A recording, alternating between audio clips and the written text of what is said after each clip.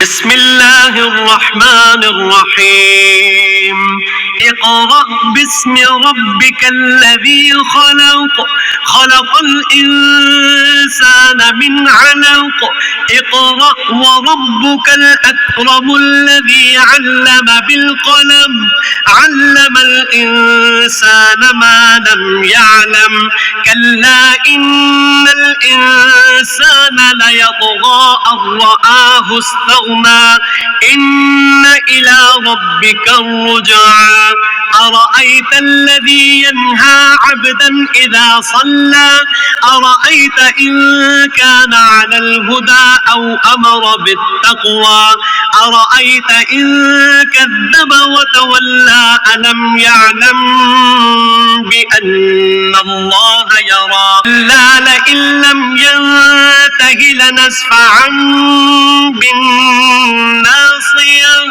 ناصية كاذبة خاطئة فليدع ناديه سندع الزبانية كلا لا تطعه واسجد واقترب